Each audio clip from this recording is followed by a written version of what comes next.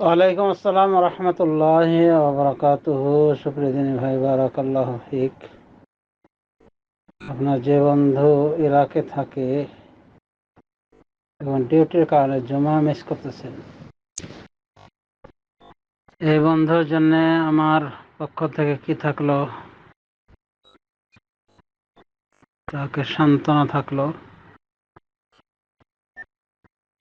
আর আফসোস লাগে যে এরকম চাকরি,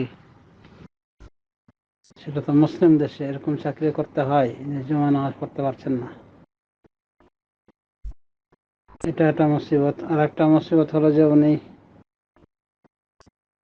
কোন অজ্ঞাত অপরিচিত লোক থেকে ফতোয়া পেয়েছেন যে জুমার নামাজ 2 রাকাত বাড়িতে পড়লে হয়ে যাবে। আল্লাহুল মুস্তাআন। যেটা ঠিক করেননি উনি উনি মিস গাইডেড হয়েছেন সে বিভ্রান্ত মানুষ দিয়ে। আসল কথা হলো ইরাকের জমিনে উনি গিয়েছেন, ওনার তো একটা থাকার জায়গা আছে, তাই না? সেটেলমেন্ট হওয়ার জায়গা আছে, যেখানে উনি চাকরি করছেন হয়তো বছর বছর ধরে। সেখানে উনি আর মুসাফিরের সুবিধা কিভাবে নিতে পারেন? অথচ অধিকাংশ ওলামায়ে কেরামের কথা যে যদি কেউ কোনো জায়গায় 4 দিনের বেশি থাকার নিয়াত করে তাহলে সে মুকিম বলে গণ্য হবে, মানে স্থানীয় বলে গণ্য হবে। স্থানীয়রা যেভাবে সালাত কসর করতে পারে না, জমা করতে পারে না বিনা কারণে, ও পারবে না। তাহলে জুমার নামাজ বাড়িতে কিভাবে আদায় হয়? আল্লাহুল মুস্তাআন। জুমার নামাজ কিভাবে বাড়িতে 2 রাকাত আদায় করবে?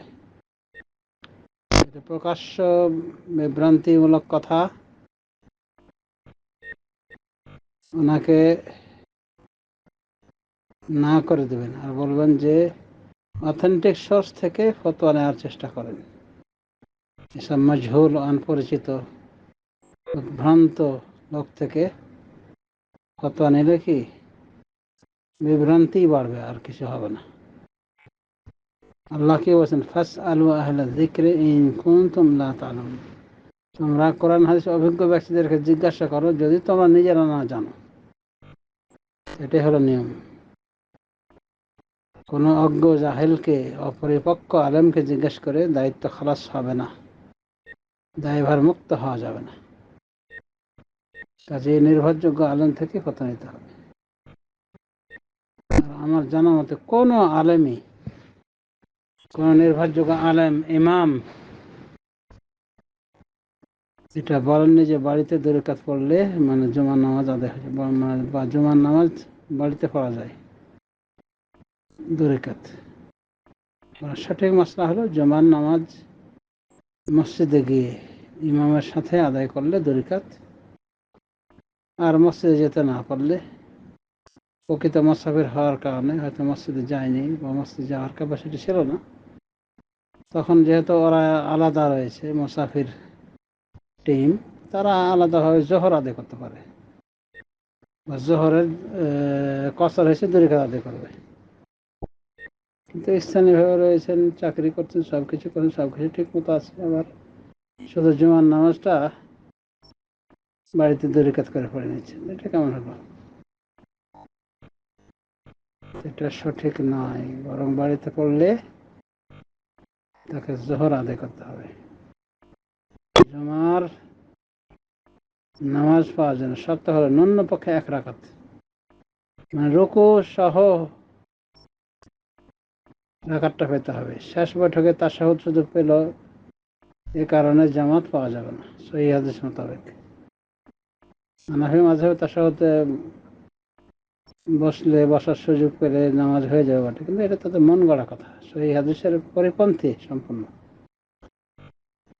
বুখারী মুসলিম সহ বিভিন্ন হাদিসের প্রমাণ যে 1 রাকাত যে পাবে সেই জামাত পাবে।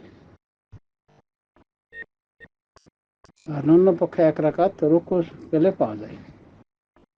আশা করি বুঝতে পেরেছেন ওনারা এটা উচিত হয়নি এরকম মাজহুল আলেম থেকে ফতোয়া নেওয়া, ভুল ফতোয়া নিয়ে এভাবে তারপর আমল করা, বা এই ফতোয়াটা সুবিধা লেগেছে, তার খেয়াল খুশির সাথে মিলেছে, এই জন্য এটার উপর আমল করবে, এমন করা ঠিক নয়।